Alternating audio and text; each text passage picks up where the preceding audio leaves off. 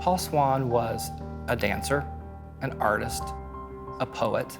He was what they referred to as a Renaissance man. He was America's Leonardo. He was always searching for beauty, and he did everything he could to try to find that.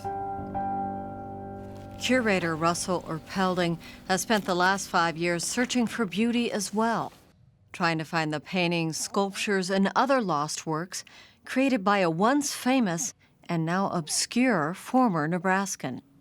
He was meticulous about collecting and preserving his own accolades. He would collect these and would paste them in his own scrapbooks. His arrival in any city was big news at that time. He was a celebrity. He traveled all over. He was in Paris, he was in London, he was in Berlin, South America. In this first major retrospective of Swan's work, the Museum of Nebraska Art hopes to shine a light on the life and work of this forgotten artist. The interesting about Paul Swan was that he was famous at one time and then fell into obscurity. He was a great artist. He knew lots of famous artists as well. He was in the circles of art on a major level. Paul Swan created sculptures of some of the most famous people of his day, like John F. Kennedy and Willa Cather. The Cather bust resides at the state capitol. But Paul Swan did not see himself as an artist. He saw himself as a dancer. And the artwork was his ways of financing his passion for dance.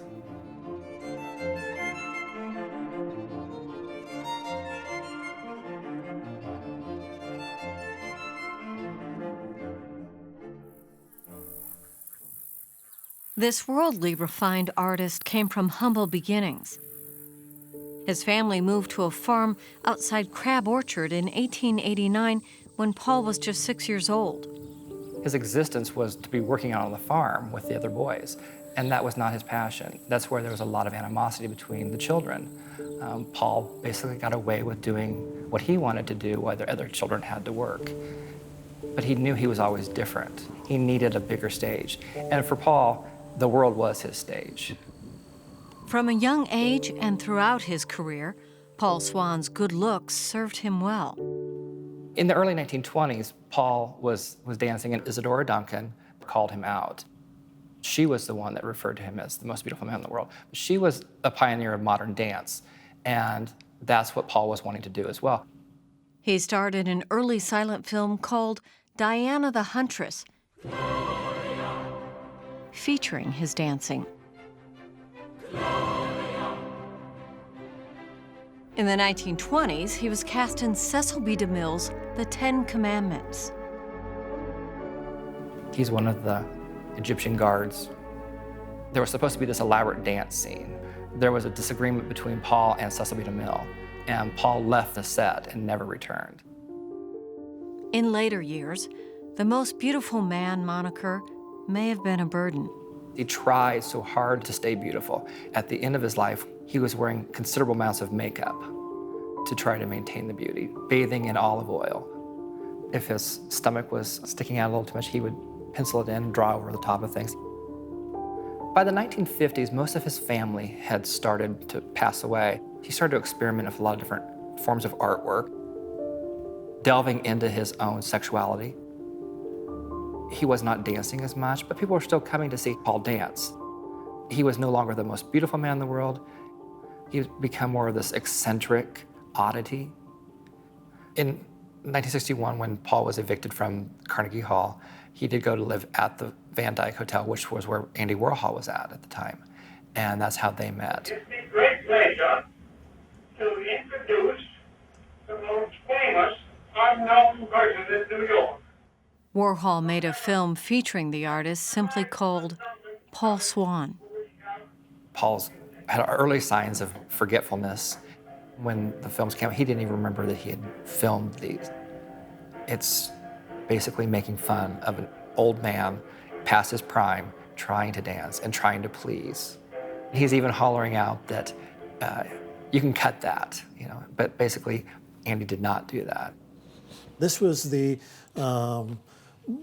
kind of work that I was doing at the time. A few years later, in 1969, Swan's great-nephew visited the 86-year-old artist in New York. I was always just curious to know who he was. I happened to be in New York City on a photo shoot job and went over to see Paul. So I came to the door of Paul's studio, and it was a large door, and I pushed it open slowly. I think it even creaked a little bit. Stepped inside and discovered that the door was covered with tapestries on the back, and artwork was hung salon style, floor to ceiling on all the walls. And it just felt like I'd stepped back in time 50 years. And I asked him if I could make a photograph of him, and he was very gracious. He didn't hesitate at all. As I got the camera set up, he just immediately started posing. There was no communication. And he picked up a fragment of a bust and gave me the profile and holding it up. I'm just going, whoa, you know, this is the real deal. I mean, this is a guy who's been there and done it. I didn't have to say a word. He gave it all to me. And I just clicked the shutter, and that was it. In 1972, Swan came back to Nebraska for the final time, escorted by his brother Reuben. They had a small funeral for him in New York, and then he was cremated. Reuben drove those to Crab Orchard, placed them in a coffee can, and buried them between his mother and father in the small cemetery. While Paul Swan is no longer the toast of the elite, his works live on in private collections and galleries around the world, including at the Museum of Nebraska Art in Kearney. With a larger-than-life reputation, this eccentric, prolific artist will also be remembered as an ordinary person. His presence was not as shocking as I kind of anticipated it to be. I found him to be just a perfectly fine fellow, very cooperative, friendly, generous with his time. Went away thinking, gosh, he's pretty much a regular guy.